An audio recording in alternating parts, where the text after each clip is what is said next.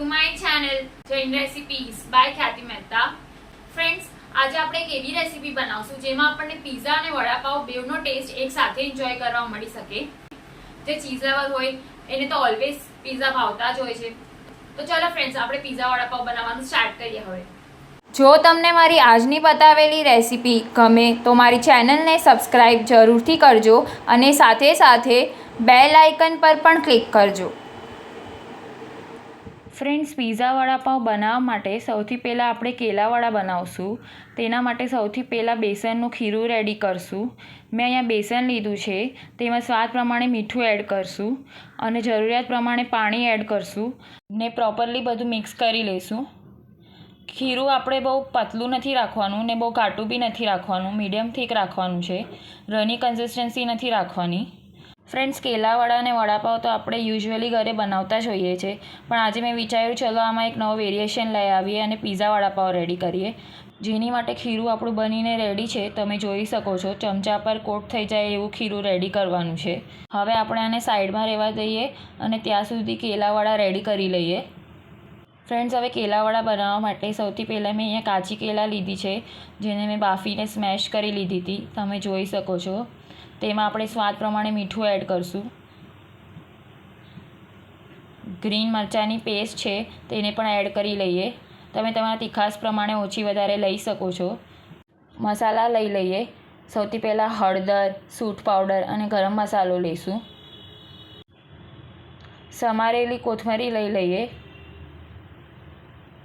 થોડોક લીંબુનો રસ પણ એડ કરી લઈએ.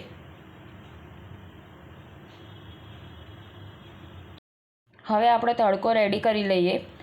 એની માટે મેં એક વઘારિયામાં તેલ ગરમ કરવા માટે મૂકી દીધું છે. તેમાં રાઈ એડ કરશું. રાઈ તતરે એટલે આપણે અડદની દાળ એડ કરશું. લીમડો એડ કરશું. હિંગ એડ કરશું. અડદની દાળ ગુલાબી થઈ જાય ત્યારબાદ આપણે ગેસની ફ્લેમ ઓફ કરી દઈશું અને ધાણા એડ કરી દઈશું. આપણો તડકો રેડી છે, તેને પૂરણ પર રેડી દઈશું. બધું પ્રોપરલી મિક્સ કરી લઈશું. હાથેથી સરખું મસળી લઈશું અને કેલાવડા રેડી કરી લઈશું. જો તમને મારી બતાવેલી રેસીપી ગમે તો મારી ચેનલને લાઇક, શેર અને સબસ્ક્રાઈબ જરૂરથી કરજો અને સાથે સાથે બેલ આઇકન પર પણ ક્લિક કરજો. આપણો કેલાવડાનો જે પૂરણ છે એ મસળાઈને રેડી છે, તમે જોઈ શકો છો. હવે આપણે કેલાવડા રેડી કરી લઈએ. આપણે કેલાવડાના બોલ્સ એકદમ રાઉન્ડ શેપમાં નથી રાખવાના, થોડાક પ્રેસ કરી અને ફ્લેટ રાખવાના છે, કારણ કે આગળ જઈને આપણે એને કટ કરવાના છે. એટલા માટે આપણે એકદમ હળવા હાથે કેલાવડાને પ્રેસ કરવાનું છે. એકદમ ચપટા નથી કરવાના, થોડાક ભરેલા રાખવાના છે. આવી જ રીતે આપણે બીજા બધા પૂરણમાંથી કેલાવડા રેડી કરી લઈએ.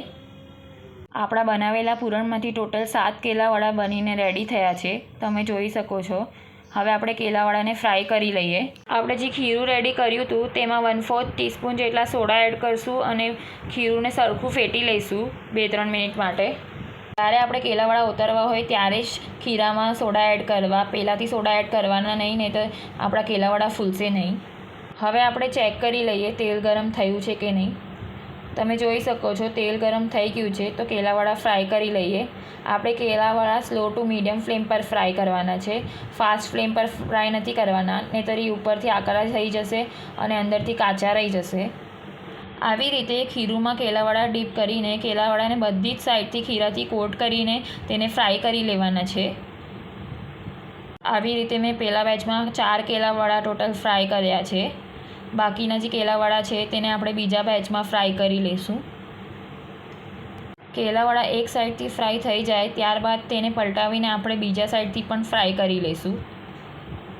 ને આવી રીતે પલટાવીને આપણે બધી બાજુથી કેલાવડાને પ્રોપરલી ફ્રાય કરવાના છે.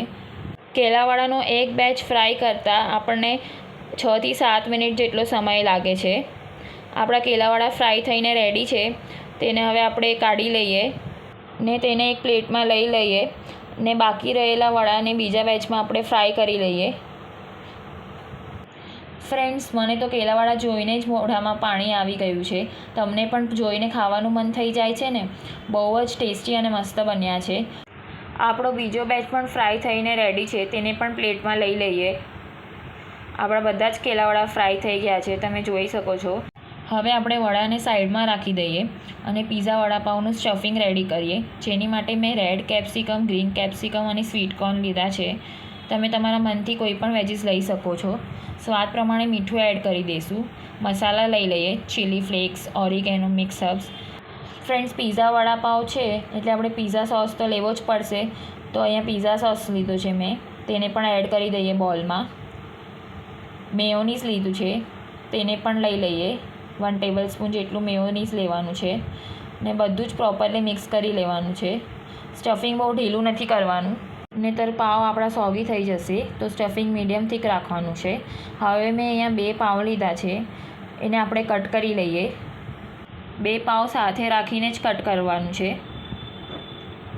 આવી રીતે કટ કર્યા બાદ અંદરની સાઈડમાં ચારેય બાજુ ઘી અપ્લાય કરી દેવાનું છે અને એને શેકી લેવાનું છે, જેથી કરીને પીઝાવાળાનું સ્ટફિંગ તેના પર અસેમ્બલ કરીએ ત્યારે પાવ સોગી ન થઈ જાય. અત્યારે આપણે ઉપરની સાઈડ શેકવાની નથી, ખાલી નીચેની જ સાઈડ શેકવાની છે. પાવને એકદમ જ હળવા હાથેથી શેકવાનું છે, જેથી કરીને તે તૂટી ન જાય. આપણે 2 પાવ ભેગા જ રાખવાના છે. પાવ આપણા શેકાઈને રેડી છે, તમે જોઈ શકો છો તે ગોલ્ડન બ્રાઉન થઈ ગયા છે. તેને હવે આપણે ફરીથી ચોપરમાં લઈ લઈએ અને સાઈડમાં મૂકી દઈએ. હવે આપણે તંદૂરી મેયોનીઝ રેડી કરશું. જેની માટે મેં એક બોલમાં મેયોનીઝ લીધું છે, તેમાં આપણે તંદૂરી મસાલા એડ કરશું. તંદૂરી મસાલાની રેસીપીની લિંક તમને મારા ડિસ્ક્રિપ્શન બોક્સમાં મળી જશે. પ્રોપરલી મિક્સ કરી લઈશું અને તેને એક પાઇપિંગ બેગમાં ફિલ કરી લઈએ. પછી તેને સાઈડમાં રાખી દઈશું. અને હવે આપણે જે પાવ શેક્યા છે એ સાઈડ ઉપર આપણે જે સ્ટફિંગ રેડી કર્યું હતું તે સ્પ્રેડ કરી દઈશું. હવે જે વડા રેડી કર્યા હતા તેને 2 ઇક્વલ પોર્શન્સમાં કટ કરી લેવાના છે અને પાવ પર આવી રીતે મૂકી દેવાના છે.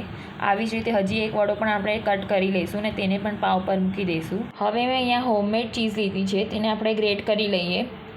એક પીઝા વડાપાવ બનાવવા માટે 2 પાવ અને 2 વડા જોશે અને આપણે જે સ્ટફિંગ રેડી કર્યું હતું તે એક પીઝા વડાપાવ બનાવવા માટે ઇનફ છે. હવે મેં અહીંયા એક નોનસ્ટિક લોઢી લીધી છે, તેના પર ઘી અપ્લાય કરીને પીઝા વડાપાવ બેક કરી લઈશું. તમે ઓવનમાં પણ કરી શકો છો. હવે એક મોટું વાસણ લઈને તેને કવર કરી લઈએ અને 3 થી 4 મિનિટ માટે બેક થવા દઈએ, ચીઝ મેલ્ટ થાય ત્યાં સુધી. 3 થી 4 મિનિટ થઈ ગઈ છે. હવે આપણે ચેક કરી લઈએ. તમે જોઈ શકો છો ચીઝ આપણી પ્રોપરલી મેલ્ટ થઈ ગઈ છે. હું તમને નજદીકથી પણ બતાવી દઉં છું.